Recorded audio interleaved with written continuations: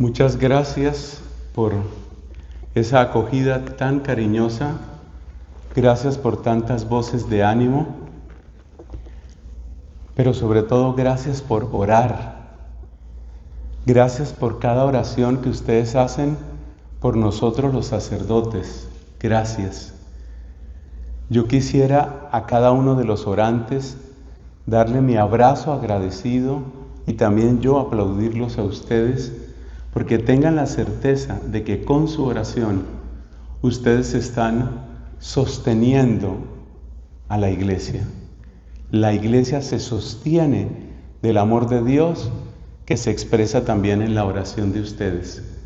Así como estamos de pies, vamos a darle un saludo a la Santísima Virgen María, que es aliada de todo lo bueno. Todo lo bueno que se pueda ocurrir en tu corazón, que pueda llegar a tu corazón, todo lo bueno, tiene como primera aliada a María Santísima. Dios te salve María, llena eres de gracia, el Señor es contigo. Bendita tú eres entre todas las mujeres, bendito es el fruto de tu vientre Jesús. Santa María, Madre de Dios, ruega por nosotros pecadores, ahora y en la hora de nuestra muerte. Amén. En el nombre del Padre, y del Hijo, y del Espíritu Santo. Tengan la bondad de sentarse.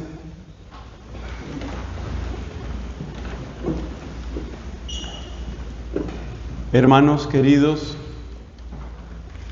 en el corazón de Jesús está la expresión más pura, más bella del amor que Dios nos tiene. Y por eso una pregunta muy natural es: ¿a quién no le interesa que lo amen tanto como nos ama Jesús?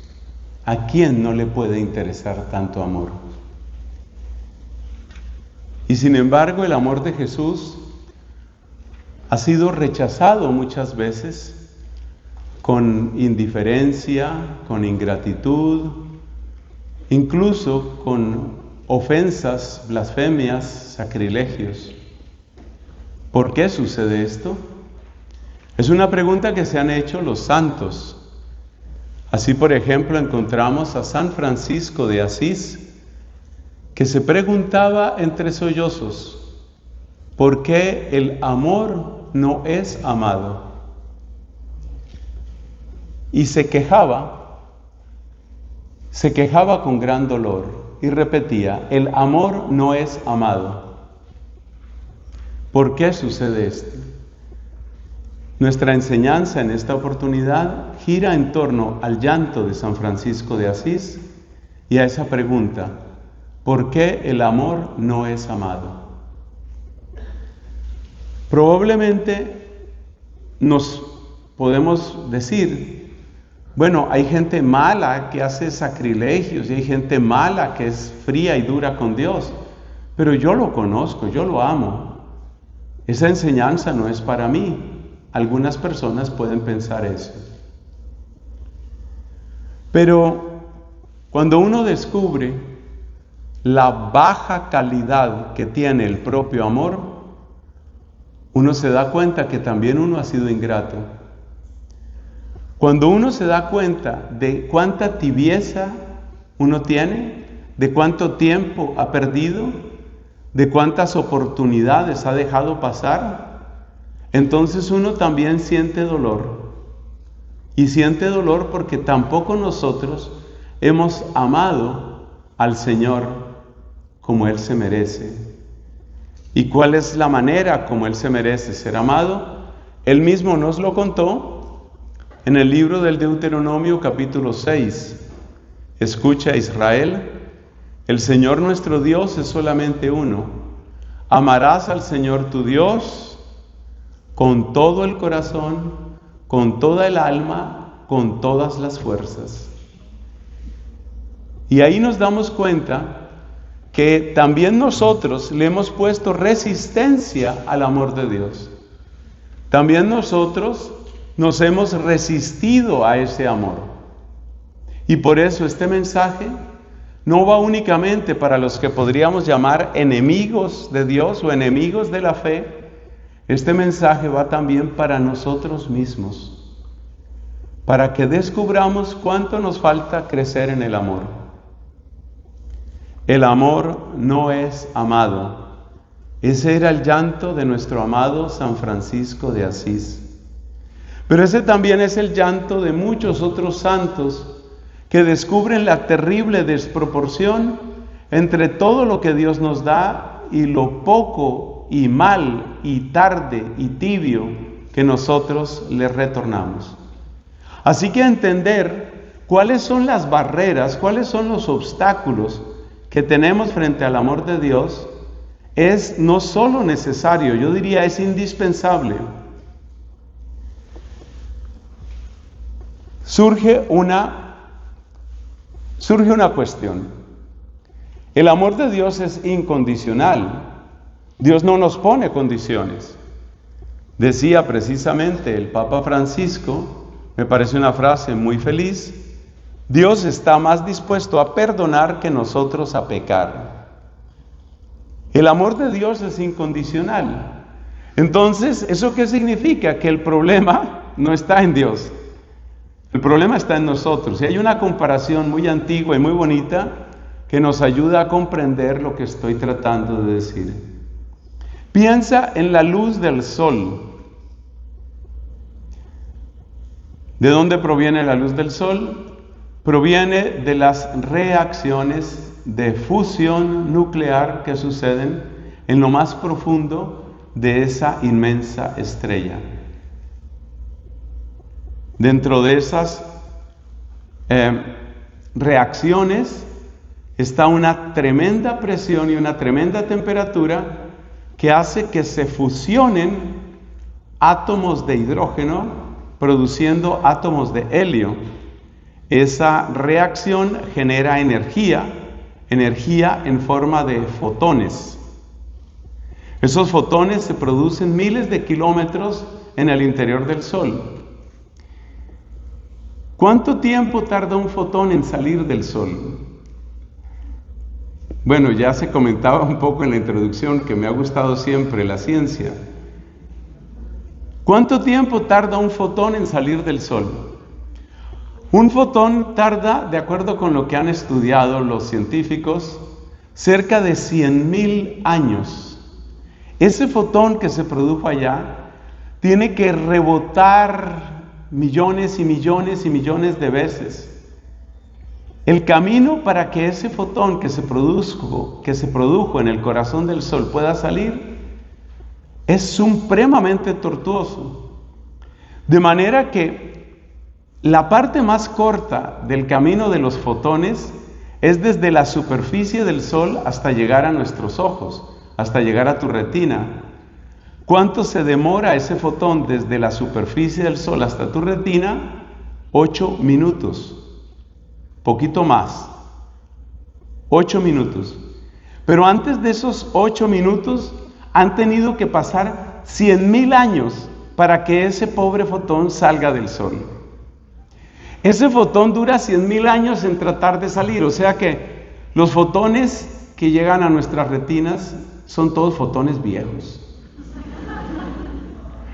Esos fotones tardan 100,000 años en llegar a la superficie y después 8 minutos hasta llegar a tu retina. Han hecho un camino larguísimo. Y si yo pongo este papel, ya no me llega ese fotón. Y si yo cierro mis párpados, ya no me llega ese fotón. Así sucede con la gracia de Dios. Dios lo ha hecho todo para que lo conozcas. Dios ha hecho todo para que lo ames. Dios ha hecho todo para que te sientas amado, para que te sepas amada.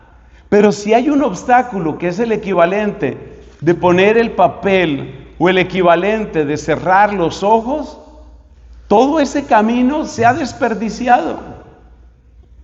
Si yo cierro mis ojos, ya no me llegó ese fotón.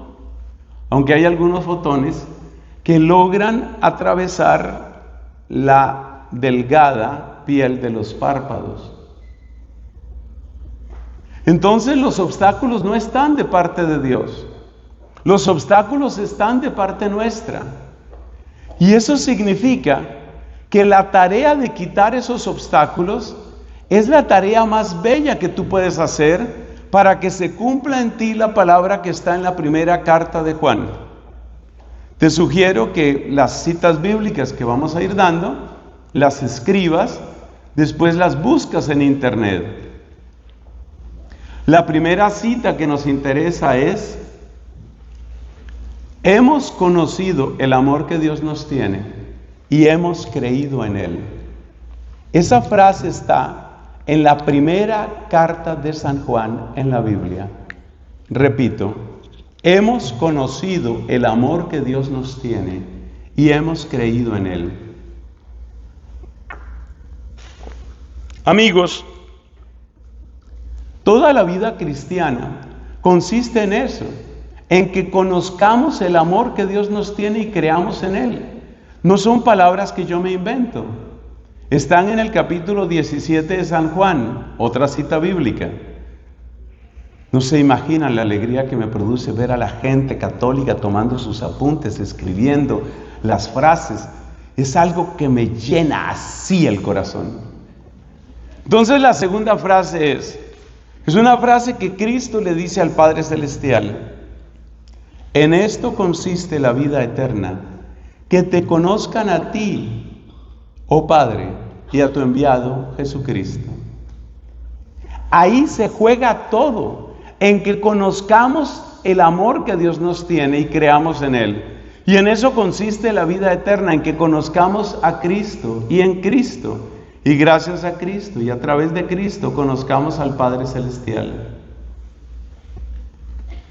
¿Y qué sucede si no lo conocemos?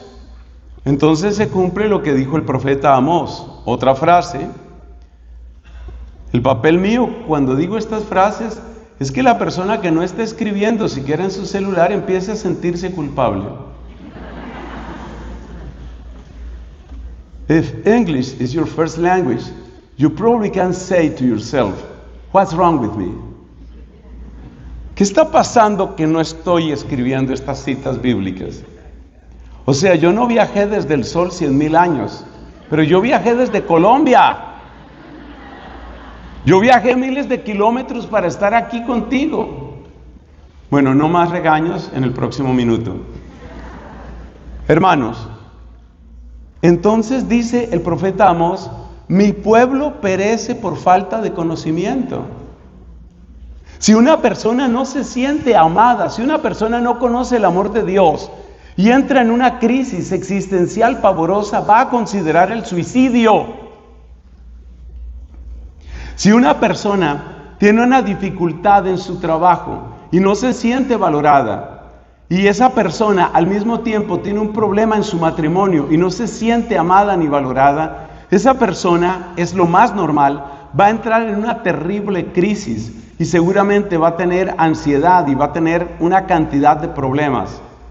Si esa persona no tiene el soporte de conocer que hay un Dios que le ama, esa persona puede estar en muy, pero muy serios problemas. Muy serios problemas. Y no se nos olvide que estamos viviendo en un mundo que cada vez se vuelve más violento. Y la gente no quiere resolver los problemas, quiere eliminar a los que cree que les causan problemas. Estamos viviendo la lógica de la eliminación en la escala micro entre personas y en la escala macro entre naciones. Las cosas se resuelven eliminando y matando. Entonces los obstáculos están de parte nuestra. Vamos a hablar, ahí termina la introducción. Ahora vamos a hablar de qué obstáculos encontró Cristo en su tiempo y luego vamos a hablar de qué obstáculos están también en nuestro tiempo. Al final daremos algunas recomendaciones. Esa es la enseñanza de hoy. ¿Qué obstáculos encontró Cristo en su tiempo? Esta pregunta no solo nos ayuda para nuestra propia vida cristiana, sino que también nos ayuda para entender mejor los evangelios. Efectivamente, nos damos cuenta en los evangelios que hubo personas que recibieron con amor y con gozo el Evangelio de Cristo. Por ejemplo, en una escena muy linda en la ciudad de Naín, la gente admirada dijo: un gran profeta ha surgido entre nosotros. Eso está en el Evangelio de Lucas. Y en el Evangelio de Marcos se cuenta que cuando Cristo curó a una persona que tenía gran sordera y terrible dificultad para hablar, era un sordomudo, esa persona, cuando fue curada ante los ojos de la gente admirada decía: bellamente lo hace todo. Esa es la traducción literal del texto griego. Kalos, panta pepoyeken. Todo lo hace bien, todo lo hace con belleza. Hubo gente que se llenó de gozo. Cuando la multiplicación de los panes, hubo gente que se llenó de alegría y dijo: este es el Rey de Israel, este es el Mesías. Vamos a tomarlo y vamos a llevarlo a Jerusalén y que tome posesión del reino. Y la gente estaba entusiasmada y recibieron con muchísimo amor y con muchísimo agradecimiento. Pero no todo el mundo tuvo el mismo entusiasmo. Sabemos que hubo sectores de aquella sociedad en donde la palabra de Cristo no cayó bien. Sabemos que hubo grupos en el tiempo de Cristo que no se sentían a gusto con él. Gente que no lo soportaba, gente que empezó a calumniarlo. Algunos llegaron a decir: sí es verdad que expulsa demonios, pero expulsa demonios por el poder del demonio que tiene adentro. Hasta ese extremo llegaron. Entonces tenemos que preguntarnos por qué sucedió eso en ese tiempo. Es decir, por qué estas personas, lejos de alegrarse por la presencia de Cristo, lejos de agradecer la palabra de Cristo, lo que hacían era disgustarse. Y frente a los milagros de Cristo, solo sentían dureza y desconfianza. Para mí el pasaje más impresionante es el que nos encontramos en el Evangelio de Juan después de la resurrección de Lázaro. La resurrección de Lázaro, para tus datos, está en el capítulo 11 de San Juan. Después de la resurrección de Lázaro, Cristo volvió a casa de Lázaro y sus dos hermanas, que se llamaban Marta y María. Y muchos judíos fueron a ver a Cristo, que sabían que había hecho tal milagro, y también a ver a Lázaro. Yo me imagino a la gente tomándose fotos con Lázaro. Fotos aquí con el resucitado. Eso suena a entusiasmo, pero ahora ponle cuidado a esto. Mira lo que nos advierte San Juan. Cuando se produjo esa oleada de amor y de entusiasmo hacia Jesús, algunos de los fariseos y sumos sacerdotes dijeron: ¿qué hacemos con este hombre? Hace muchos milagros. Y decidieron que había que eliminarlo. Pero no solo eso, decidieron que había que matar también a Lázaro. Pobre Lázaro estaba recién recuperado y ya lo iban a matar. ¿Por qué ese odio? Uno podría dar una respuesta corta. Esas personas finalmente estaban atacando a Cristo porque el demonio mismo detesta a Cristo y de alguna manera estos eran como seguidores, podríamos decir, como discípulos, como satélites del demonio. Esa respuesta no es incorrecta, pero necesitamos profundizar más. Y para profundizar más, necesitamos recordar cuáles eran los grupos que había en la época de Cristo. Porque había distintos grupos.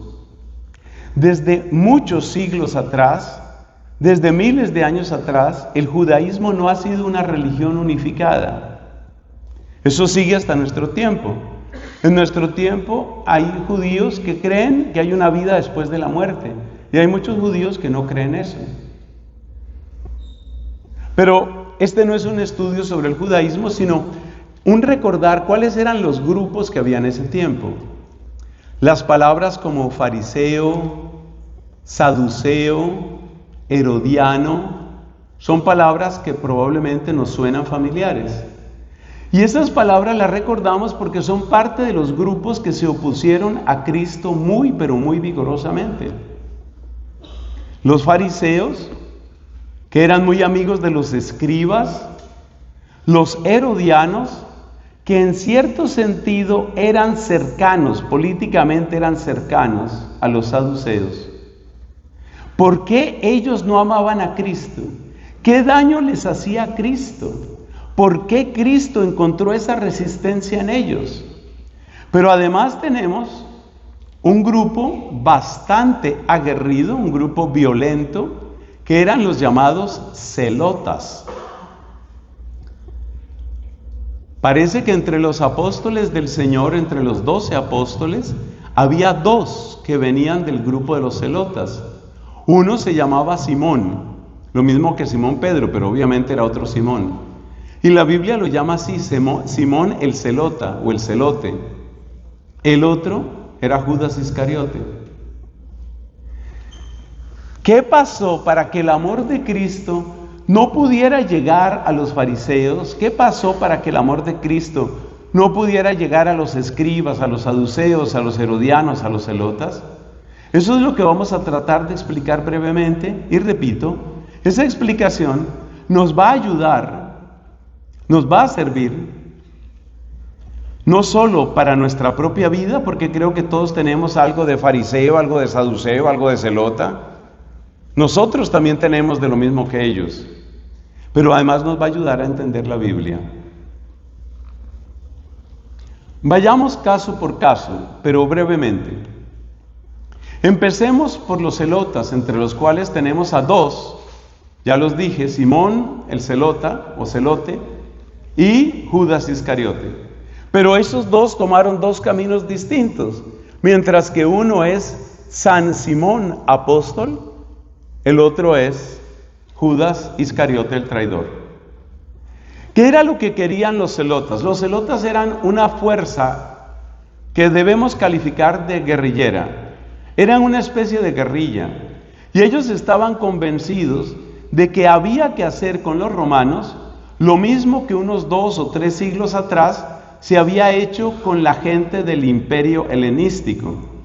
Efectivamente, unos 200 años antes de Cristo, se presentó una situación que se resolvió de manera violenta, se resolvió parcialmente, de manera violenta. Todo tiene que ver con un gran personaje de la antigüedad, grande por sus conquistas, no grande moralmente, llamado Alejandro el Grande, Alejandro Magno. Cuando murió Alejandro Magno, los inmensos territorios que él conquistó fueron repartidos.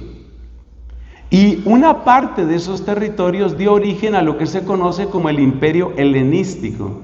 La expresión helenístico quiere referirse a la Hélade, es decir, a la región que nosotros hoy llamamos Grecia. El imperio helenístico era el imperio que heredaba de Alejandro Magno las pretensiones de dominación y que llegó hasta la Tierra Santa, llegó hasta la tierra que conocemos como Tierra de Judá. Llegaron hasta allá. Y estos del imperio helenístico querían imponer sus costumbres a la fuerza a los judíos. Por ejemplo, que había que comer todo tipo de carne, no solo la que mandara la ley de Moisés, y que había que practicar otro tipo de cosas, como por ejemplo lo que hacían los griegos. Los griegos amaban la fuerza física y eran grandes admiradores del cuerpo humano. Entonces, para los griegos eran muy importantes los gimnasios. Debe saberse que en la antigüedad los gimnasios eran lugares donde se hacían los ejercicios estando desnudos. De hecho, la palabra gimnasia y la palabra gimnasio viene de una raíz griega que significa desnudo.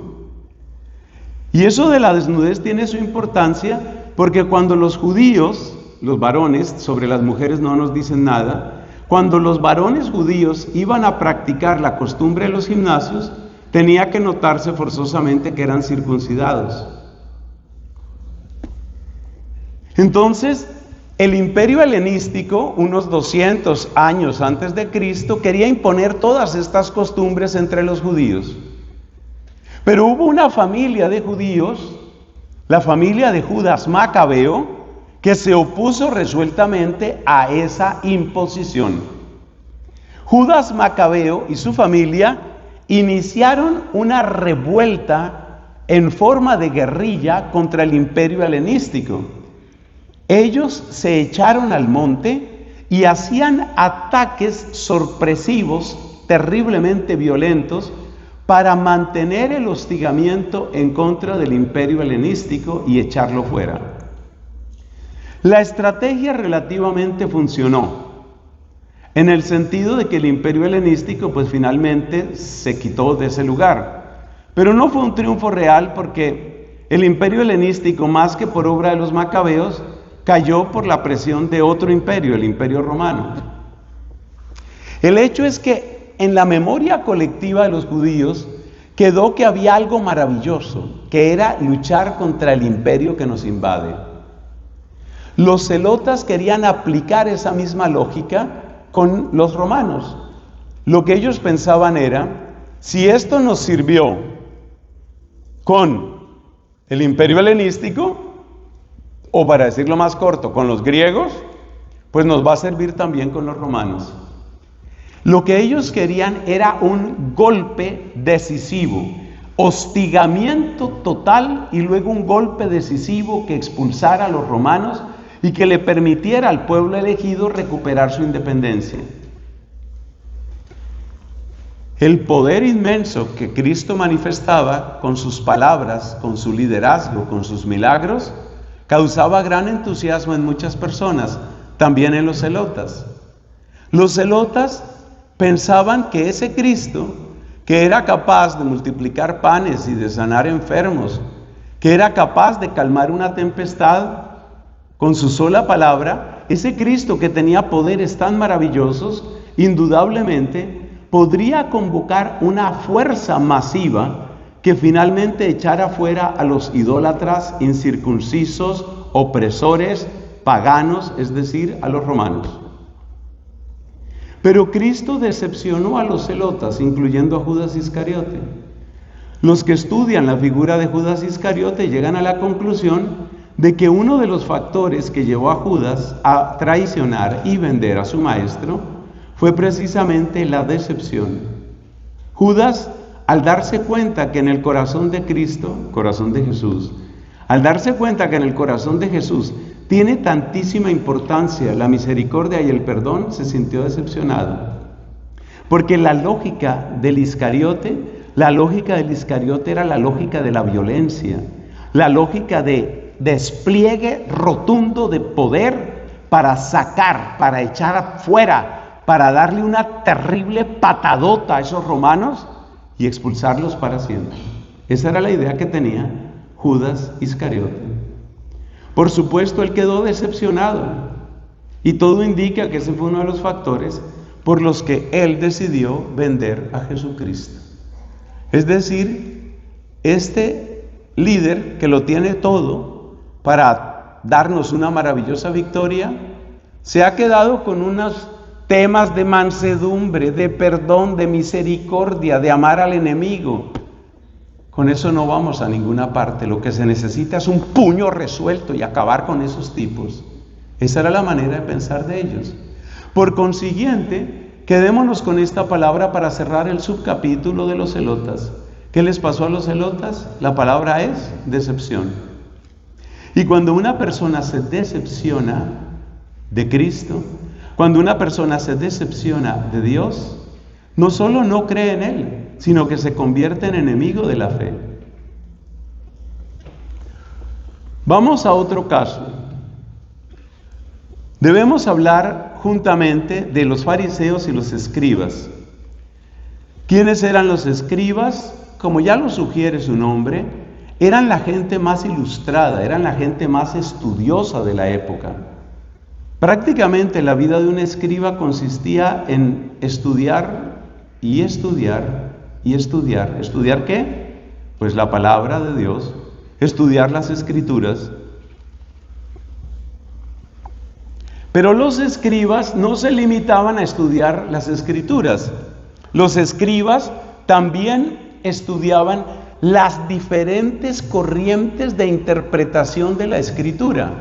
De manera que los escribas se volvían gente muy, pero muy erudita. Se calcula que un escriba, antes de poder enseñar, o sea, volverse un rabino, antes de poder enseñar, tenía que hacer un camino que empezaba prácticamente en la infancia y que llegaba hasta los 40 años de edad. 40 años de edad. En términos de estudios de nuestra época, eso equivale a una persona que haya hecho 2 o 3 doctorados y probablemente 1 o 2 postdoctorados. Ese era el nivel de preparación de los escribas. Y los escribas tenían una tremenda autoridad ante la gente, porque se suponía que ellos eran los que tenían la llave del saber. Ellos eran los que sabían cómo se debía entender la ley. Y sabemos que la ley pues es todo para los judíos. Los escribas, sin embargo, no tenían muchos discípulos. Los escribas ganaban su discipulado especialmente en el otro grupo que estoy mencionando, es decir, los fariseos. ¿Quiénes eran los fariseos? Los fariseos eran aquel grupo de judíos que estaban convencidos de que el reino de Dios debía llegar y estaba a punto de llegar, pero que el reino de Dios solo podía llegar si nosotros cumplíamos la parte de nuestro contrato. Es decir, los fariseos eran aquel grupo de judíos que creían que la alianza con Dios tenía la estructura de un contrato. Y ya sabes que en un contrato, el cumplimiento tuyo determina el cumplimiento de la otra persona. Si, por ejemplo, tú haces un contrato con una persona para que te pinte tu casa, ese es tu contrato. Si tú no le pagas a esa persona, tú no esperas que la persona te pinte la casa. Así de sencillo. Tú no hiciste tu parte, el otro tampoco va a hacer su parte. Así de sencillo. Y lo mismo del lado del pintor. Si el pintor no ha pintado la casa, pues tampoco esperará que le paguen. Entonces los fariseos tenían una idea completamente contractual. Es decir, ellos miraban la alianza como un contrato. Y la idea que ellos tenían era: la razón por la que nosotros vivimos como unos malditos y la razón por la que nosotros estamos siendo oprimidos por un poder que es extranjero, que es pagano, que es cruel, la razón por la que nos está pasando esto es simplemente porque nosotros no hemos cumplido el contrato. Entonces lo que hay que hacer es cumplir el contrato. Si nosotros cumplimos la parte de nuestro contrato, entonces Dios cumplirá la suya. Y cuando Dios cumpla su parte, van a venir sobre nosotros las bendiciones que aparecen en Deuteronomio capítulo 28. Deuteronomio capítulo 28 trae una larguísima y hermosísima lista de bendiciones. Y los fariseos, guiados por los escribas, por eso había esa relación entre escribas y fariseos, los fariseos guiados por los escribas decían: claro, esto es lo que sucede. Lo que nos está pasando es que nosotros pues no estamos cumpliendo la parte del contrato y por eso estamos sujetos a maldición. Pero cuando ellos pensaban, los fariseos, cuando ellos pensaban en cumplir el contrato, ellos no pensaban únicamente en que nosotros, fariseos, vamos a cumplir, sino que el razonamiento de ellos era: como Dios hizo el pacto, no con 1 ni 2 personas, ni 20 personas, sino con todo el pueblo, entonces todo el pueblo tiene que cumplir el contrato. Es más o menos lo mismo que si tú haces un contrato con la mesa directiva de una empresa y se necesita que toda la mesa directiva cumpla su parte para que tú cumplas tu contrato. Entonces ellos decían: si no llegamos al punto en el que todo el pueblo cumple con la ley, entonces la maldición seguirá sobre nosotros. Los fariseos se presentaban bajo la guía de los escribas. Los fariseos se presentaban como los auténticos practicantes de la ley. Pero los fariseos tenían 2 problemas, que en realidad terminan siendo 3 o 4. El primer problema de ellos es que ellos se consideraban superiores al resto de la gente, porque nosotros sí tenemos la luz. Ellos se consideraban luz de ciegos. De esto nos habla San Pablo hacia el final del segundo capítulo de la carta a los romanos. Ellos se consideraban luz de ciegos. Ellos se consideraban superiores. Pero el problema más grave de los fariseos era que ponían unos niveles de exigencia tan absurdos que no eran ya los de la ley de Moisés, sino que eran los niveles de exigencia propios de las interpretaciones humanas, las tradiciones puramente humanas que les daban los escribas. La fuente de ellos eran los escribas, y los escribas, ya lo dijimos, no se apoyaban únicamente en la ley, sino que tenían corrientes de interpretación. Algunas de esas corrientes de interpretación eran supremamente estrictas. Entonces, ¿qué pasaba con los fariseos? Que los fariseos tenían unos niveles absurdos de exigencia, de los cuales nos habla, por ejemplo, el apóstol San Pedro cuando dice, en el capítulo 15 de Hechos de los Apóstoles, ni nosotros hemos podido cumplir lo que dice la ley. Se refiere a esos niveles de exigencia absurdos. Un ejemplo de qué eran esos niveles de exigencia. Por ejemplo, ¿cuántos pasos se pueden dar en un día sábado? La ley de Moisés no especifica eso, pero los estudiosos antiguos y recientes habían llegado a una conclusión sobre cuántos pasos se podían dar en un día sábado.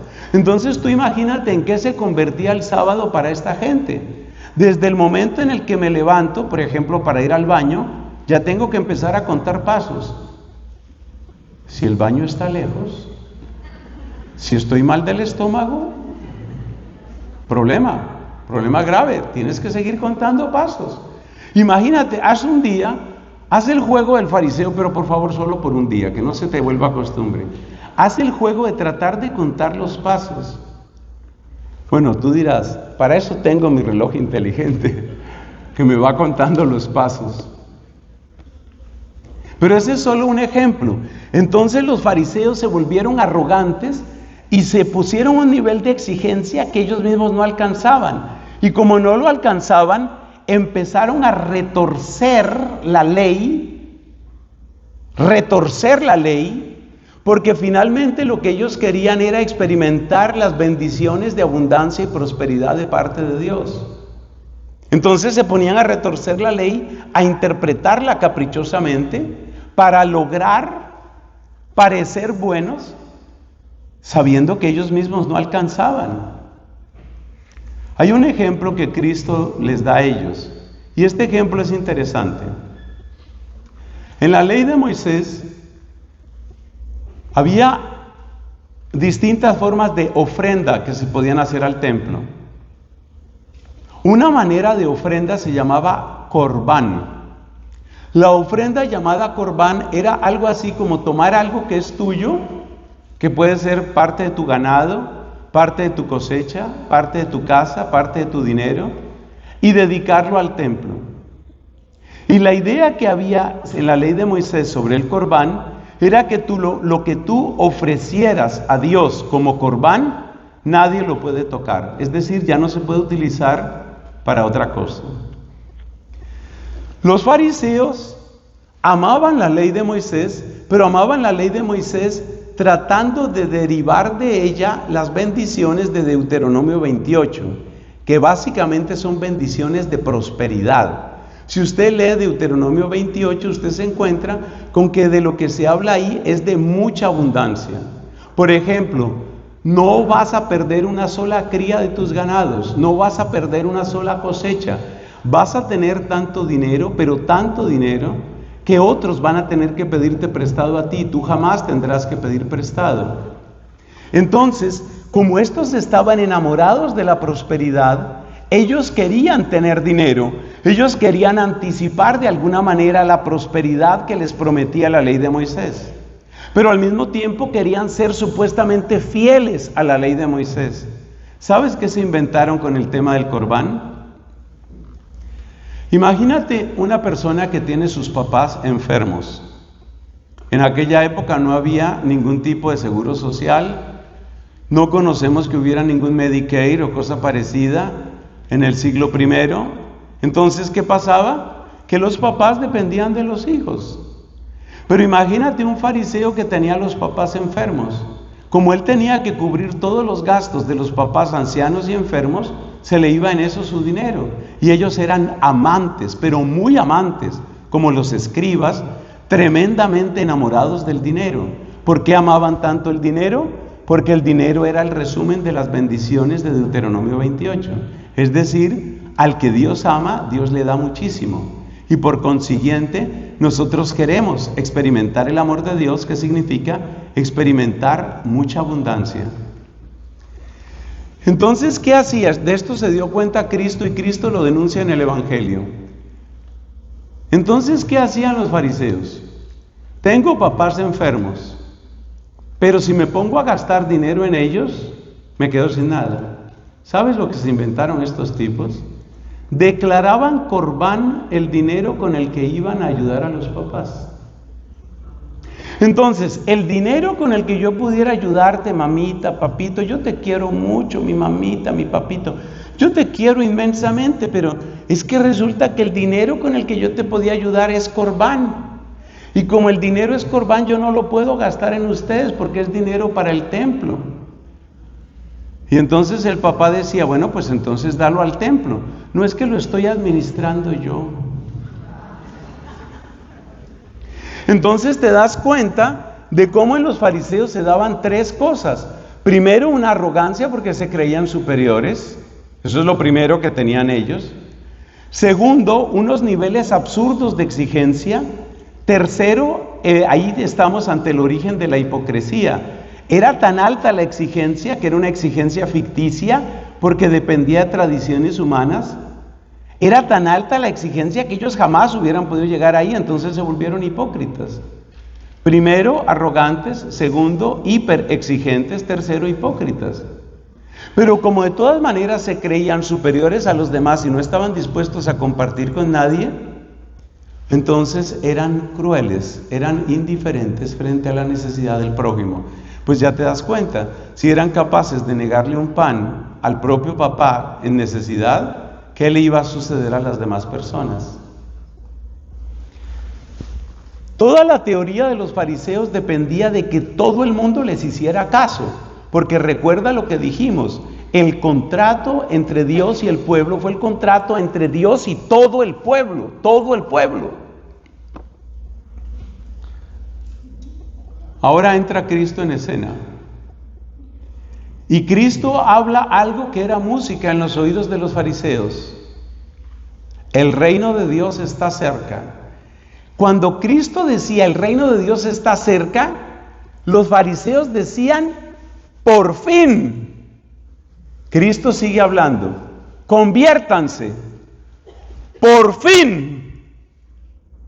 Hasta ahí, feliz acuerdo entre Jesús de Nazaret y los fariseos. ¿Dónde empieza el problema? Lo que estoy citando de las palabras de Cristo está en el capítulo 1 de San Marcos, porque Cristo dice, el reino de Dios está cerca, conviértanse y crean la buena noticia. Crean, creer. Eso no estaba en la ecuación de los fariseos, porque hay que creer. Es un contrato, como tú contratas un plomero, como tú contratas un jardinero, o como te contratan si tú eres el jardinero. Yo no tengo que creer. Si yo voy a un almacén y pago lo que vale, por ejemplo, una motoniveladora, me dan mi motoniveladora, yo no tengo que creer nada. Entonces ya el lenguaje de que crean, ¿creer qué? Porque hay que creer. Creer una buena noticia. Creer, el verbo creer es supremamente extraño para los fariseos, como es supremamente extraño para toda persona que vive de una manera materialista y en forma de contrato. Yo no tengo que creer nada. Usted me paga y yo le doy el trabajo. O yo le pago y usted trabaja para mí. No hay nada que creer. Lo que hay es que vigilar que se cumplan los contratos. Esa parte les parecía muy, muy rara. Cristo hacía milagros maravillosos. Bien, está bien eso. Que haga milagros, ok, eso sirve. No hay problema con eso. Pero hay un problema con esto. Los fariseos empezaron a espiar a Jesús de Nazaret y se dieron cuenta que Jesús no le decía a la gente de esa manera frenética y obsesiva, que ellos sí lo hacían.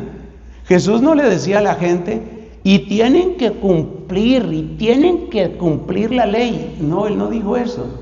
Y además hay una frase rarísima de Cristo que todavía hoy es difícil de entender, una frase que está en el capítulo 5 del Evangelio según San Mateo, una frase rarísima donde Cristo dice lo siguiente: yo no he venido a abolir la ley. Hasta ahí felices los fariseos. Pero ahora Cristo dice esto otro. Cristo dice, el que cumpla y enseñe los mandatos de la ley, ese será grande en el reino de los cielos. El que no los cumpla será el último en el reino de los cielos. Como ustedes no pertenecen a la secta de los fariseos, creo,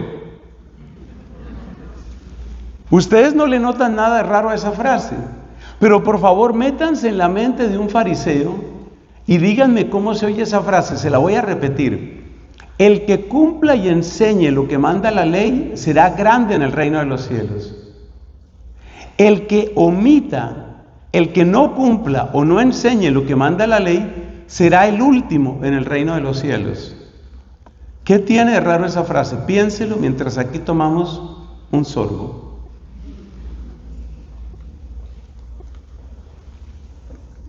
¿Sabes lo que tiene de raro?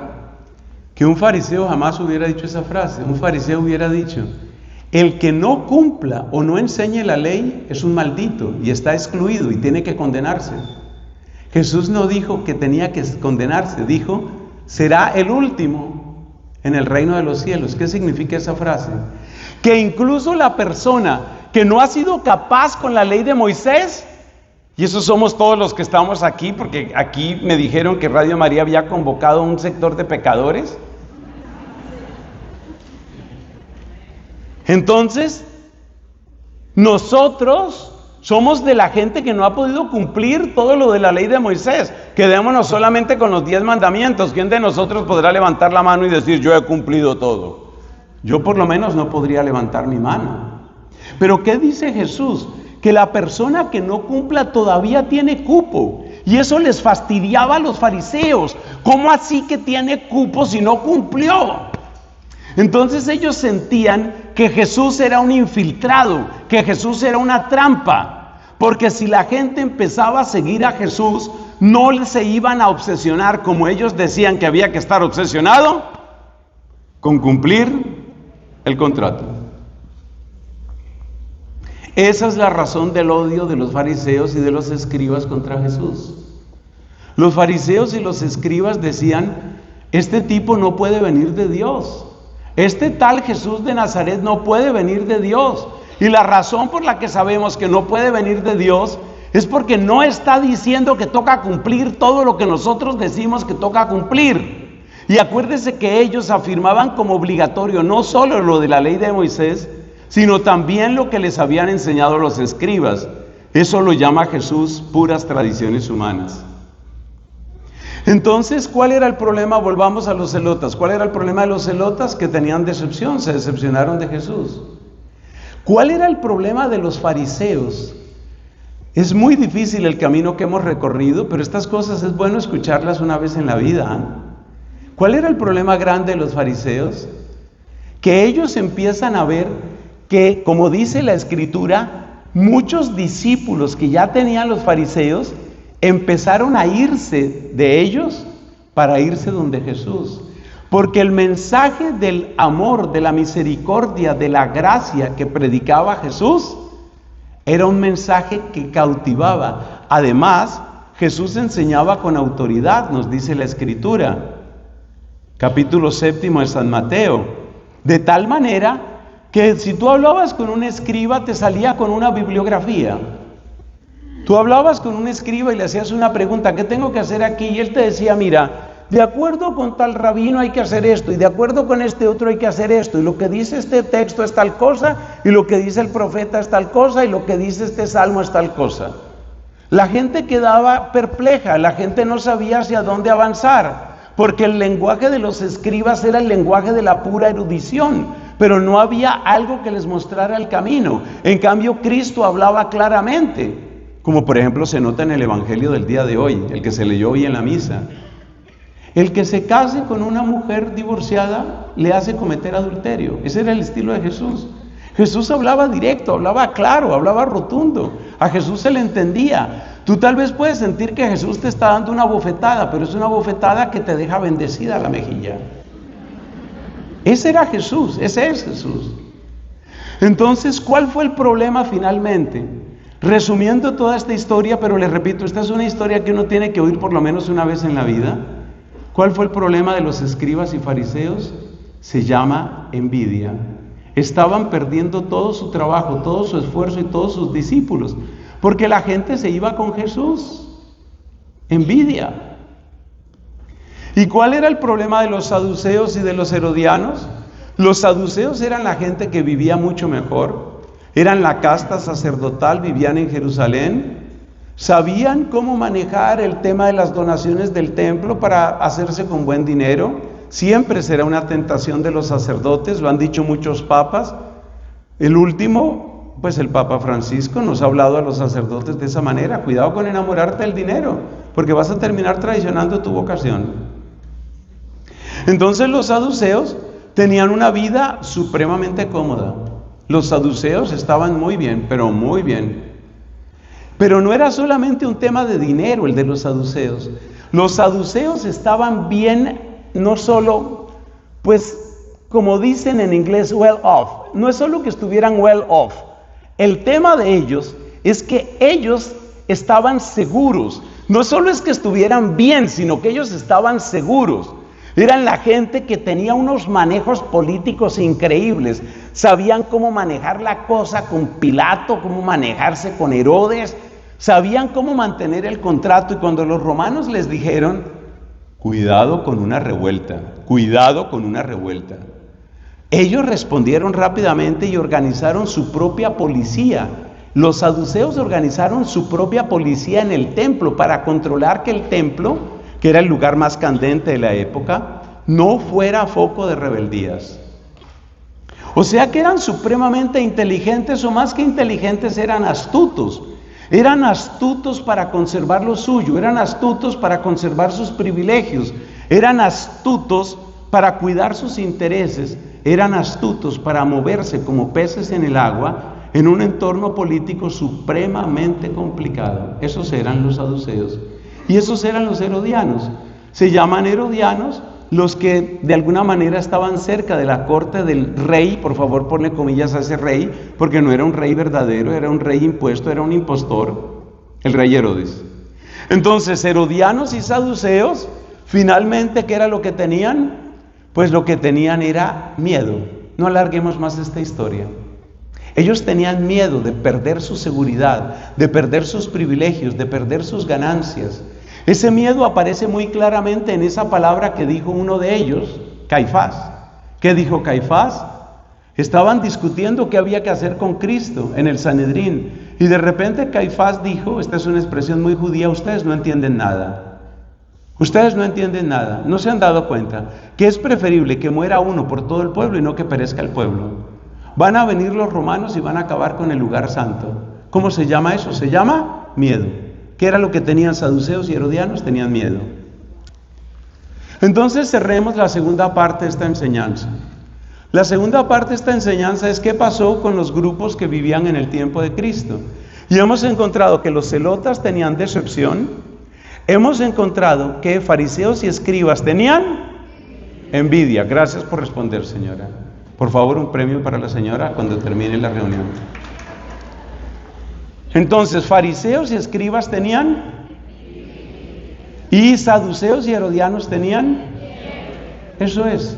Entonces, los saduceos y los herodianos veían en Cristo una amenaza. Ellos decían: si este movimiento sigue creciendo y si empiezan a proclamar a este señor como rey, vamos a tener problemas con Herodes, que es el rey. Ya sabemos que era un rey de mentiras, pero es el rey, el que de facto funcionaba como rey. Y vamos a tener un baño de sangre espantoso. Pero lo peor no es Herodes, lo peor es la pelea que se va a armar con Pilato. Nosotros no podemos tolerar que la gente lo siga viendo como rey a él. ¿Y te acuerdas cuando entró Jesús en lo que nosotros celebramos el Domingo de Ramos? ¿Qué era lo que decía la gente? Hosana al Rey de Israel. Esa era la peor pesadilla. Worst nightmare come true. Lo peor que podía suceder.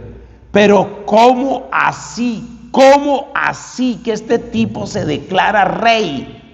Era lo peor que podían oír. Pero había algo peor todavía. Cristo predicaba la resurrección. Acuérdate que en el capítulo 6 de San Juan, para las 8 personas que siguen tomando apuntes, en el capítulo 6 de San Juan nosotros encontramos que Jesús dice, y yo lo resucitaré en el último día.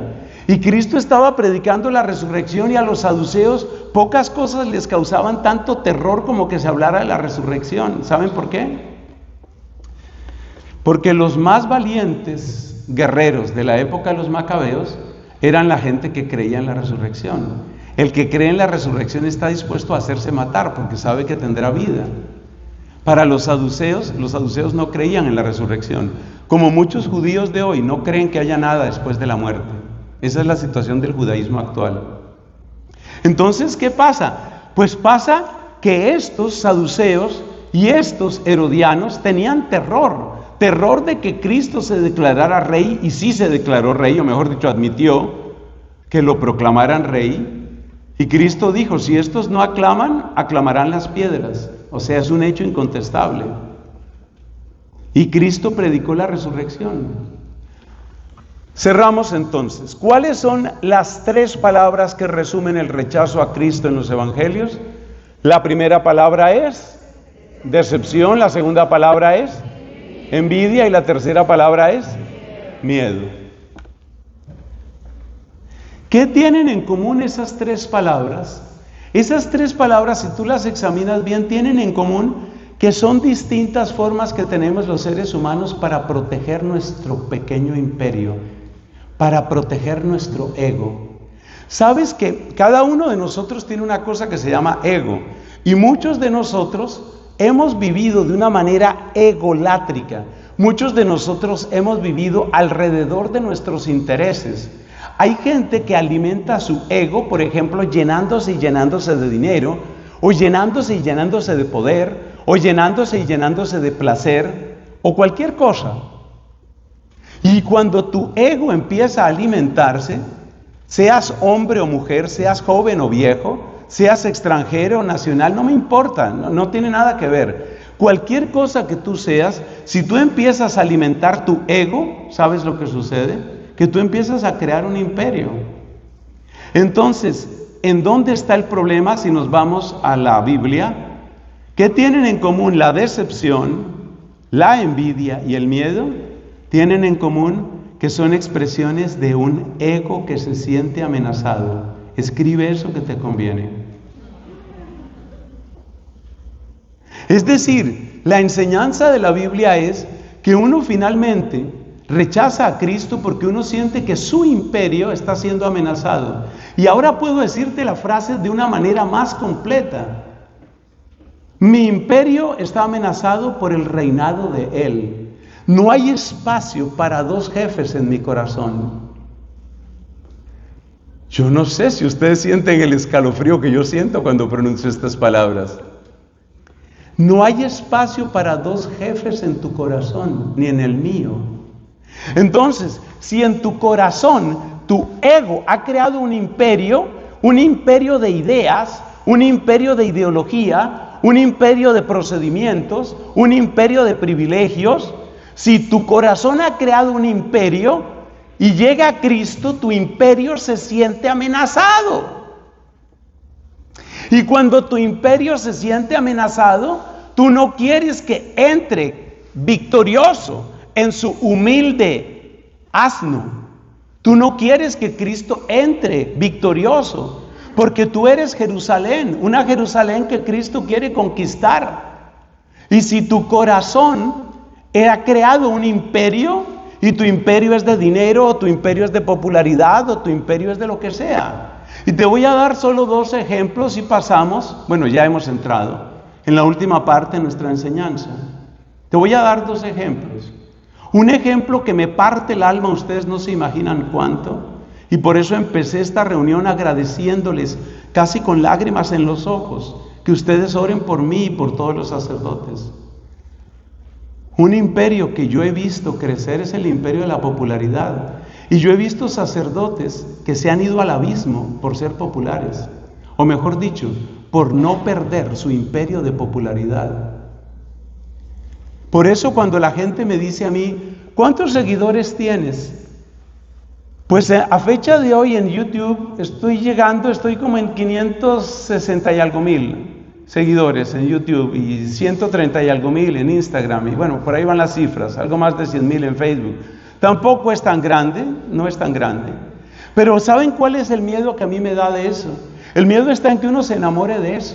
Y el miedo está en que uno empiece a obrar dependiendo del público, dependiendo del auditorio. Es que cuando yo era niño, cuando yo era adolescente, me marcó mucho ver conciertos de grandes cantantes. Y un día, que para esto no se necesitaba demasiado análisis, me di cuenta que un cantante no canta lo que él quiere. Un cantante canta lo que el público quiere. Y ese es el miedo con los sacerdotes ultrapopulares. El sacerdote superpopular, vamos a decir que yo soy popular, pero hay sacerdotes que son ultrapopulares. Por favor, a los que vean ustedes ultrapopulares, oren más por ellos, así como también oran por mí. Gracias por cada oración, repito. Eso es vender uno a Cristo por no perder su imperio. Porque resulta que las enseñanzas de Cristo siguen siendo antipáticas.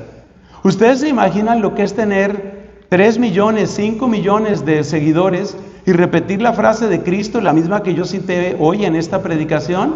El que se casa con una mujer divorciada la empuja al adulterio. ¿Usted cree que esa frase es popular? ¿Usted cree que eso es fácil de decir? Mucho más fácil es decir, no, mira, no pasa nada, Dios nos entiende a todos.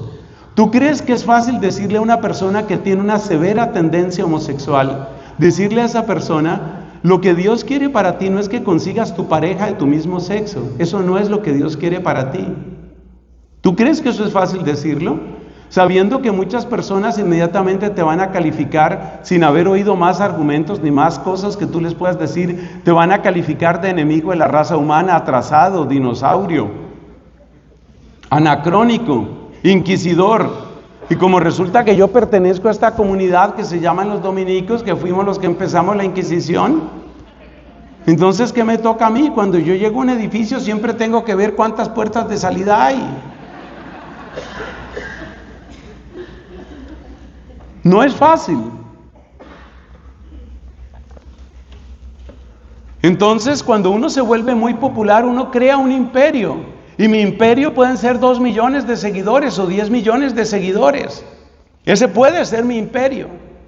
Y cuando yo hago mi propio imperio y en ese imperio me siento fuerte y llega Cristo y me dice, ¿vas a enseñar lo que yo mandé o qué vas a enseñar? Ahí es donde está el punto. ¿Vas a enseñar aquello que a mí me costó la sangre o qué vas a enseñar? Y hay un momento en el que el sacerdote popular tiene que decir, ¿qué hago? ¿Qué hago? Si enseño lo que Cristo manda, pues voy a perder 500,000 o 1,000,000 de seguidores en una tarde. ¿Qué hago? Cuando Cristo amenaza mi imperio es cuando uno le da la espalda a Cristo, porque uno no quiere perder la popularidad que tiene, o no quiere perder el dinero que tiene, o no quiere perder el poder que tiene. Es decir, uno cae en lo que la Biblia llama fornicación, uno fornica con el pecado. Así como la persona que fornica se une, por ejemplo, a un hombre con el que no debería unirse, o a una mujer con la que no debería unirse. Esas son 2 formas muy típicas de fornicación, pero hay más. Así como en la fornicación uno se une a quien no debería unirse, eso es lo que hacemos con el pecado. Y uno empieza a fornicar con el poder, y uno empieza a fornicar con el dinero, y uno empieza a fornicar con la popularidad. Y uno está tan unido, y uno está tan a gusto con su popularidad, que cuando llega Cristo y dice, vas a decir esto, así tengas que perder 10 millones de seguidores, la persona dice, eso no va a suceder. Y preferimos excluir a Cristo. Y eso es lo que nos saca del amor de Cristo. Eso es lo que nos saca del amor de Cristo. Que preferimos nuestro imperio. Eso es lo que nos saca. Eso es lo que destruye el reinado de Cristo en ti. Y cuando el reinado de Cristo decae, cuando el reinado de Cristo se acaba en ti, entonces tú sientes, ahora sí reino yo. ¿Eso crees tú? Deberías darte la vuelta y ver a un horrible ser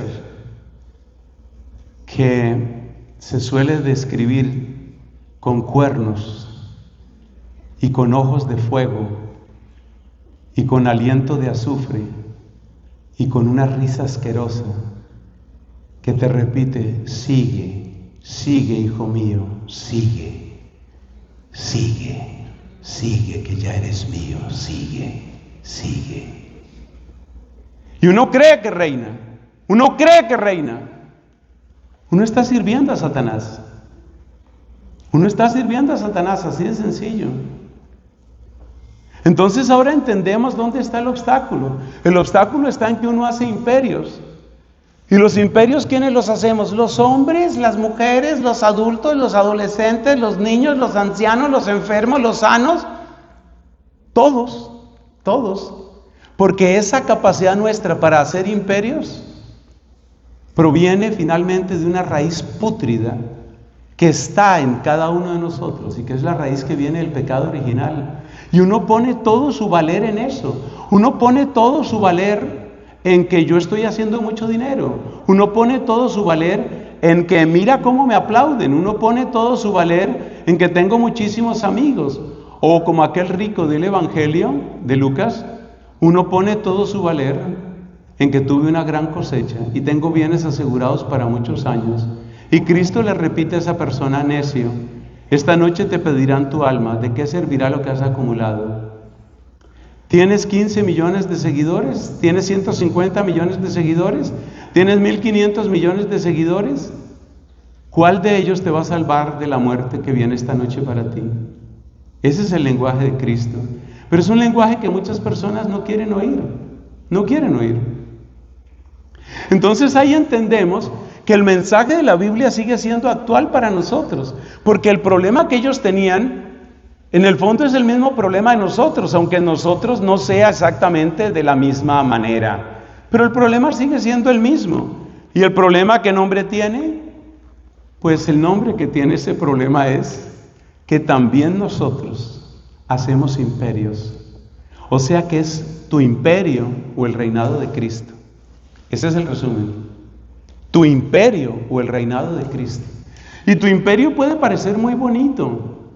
Y tu imperio puede parecer que eres un benefactor. Si hay una palabra a la que yo le tengo alergia y tengo razones, pero no las puedo explicar hoy, porque nos están enviando señales subliminales de que hay que terminar.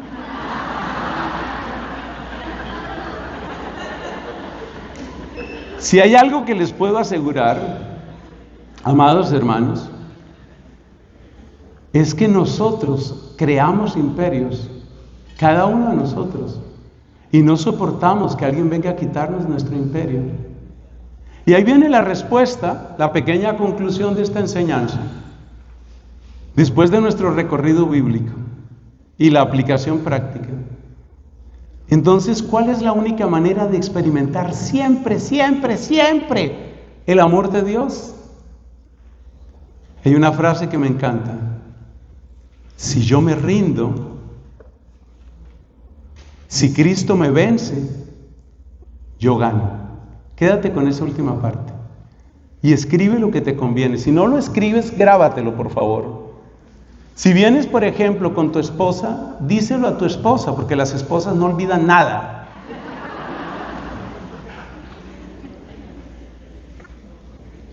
Había un señor casado que hablaba de su hard disk. Su hard disk era su esposa. Entonces, las esposas no olvidan nada. Dile a tu esposa eso, te repito la frase. Si Cristo me vence, yo gano.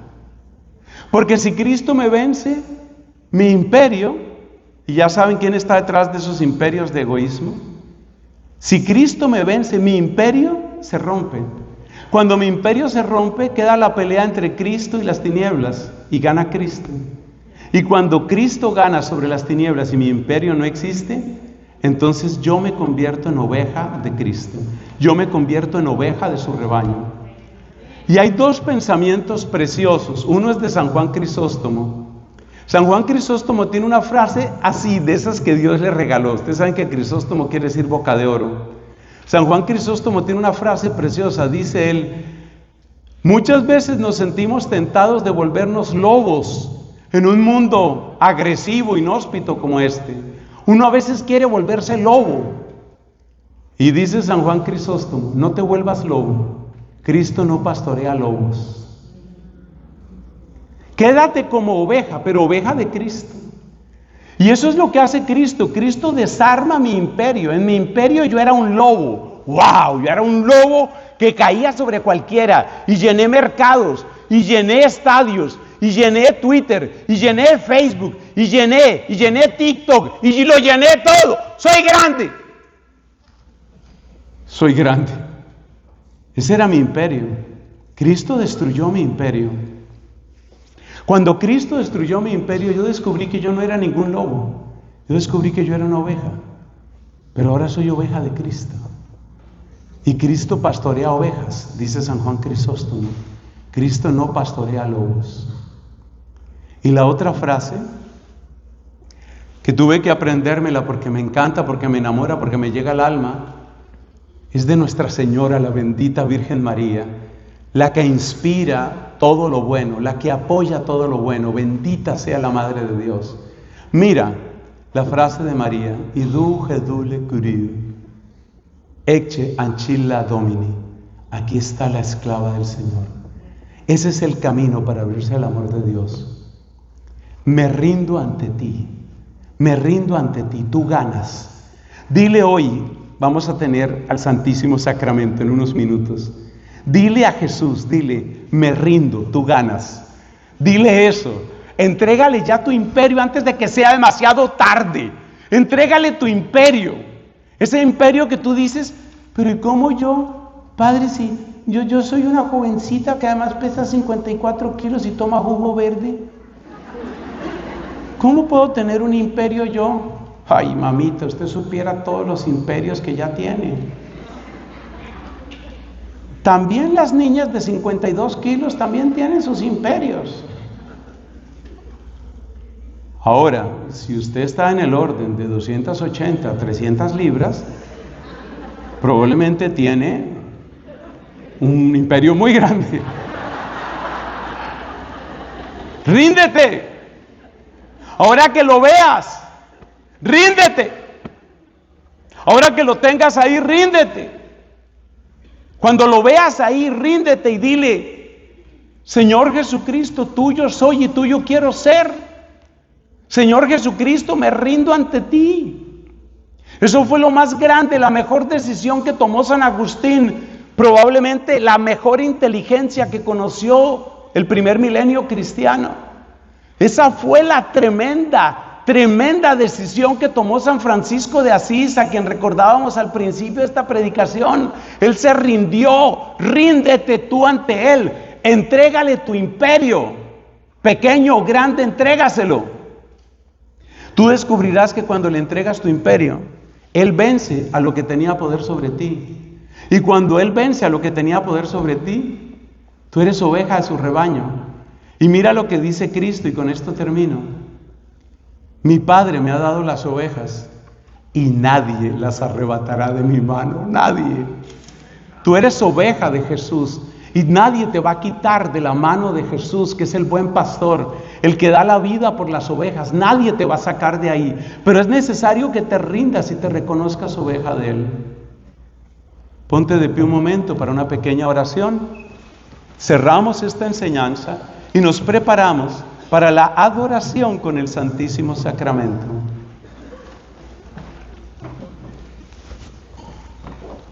Jesús, Rey de Reyes, Jesús, Señor de Señores, Jesús, buen pastor, amigo de mi alma, Jesús, primer paráclito, Jesús, abogado, defensor de mi corazón.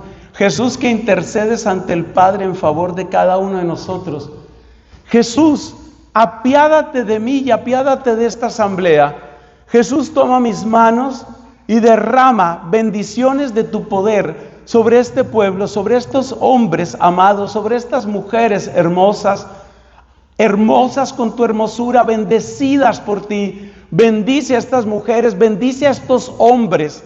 Haz que nuestra derrota sea nuestra victoria, así como tu cruz, que parecía fracaso, fue tu mejor triunfo.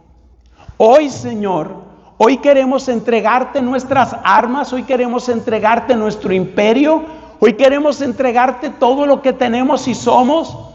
Hoy, Señor, hoy nos gozamos de ser tuyos. Por favor, repiten después de mí. Señor Jesucristo, tuyos somos y tuyos queremos ser. Piensa lo que estás diciendo y mientras lo vas diciendo, renuncia a cualquier imperio de dinero, de afecto, de popularidad, de poder. Renuncia a todo y prepárate para postrarte gozoso, postrarte gozosa ante Él, para decirle: tú eres el Rey de mi alma. Repiten después de mí, por favor. Señor Jesucristo, tuyos somos y tuyos queremos ser. Por último, Señor Jesucristo, tuyos somos, tuyos queremos ser. Amén. Gloria al Padre, al Hijo y al Espíritu Santo.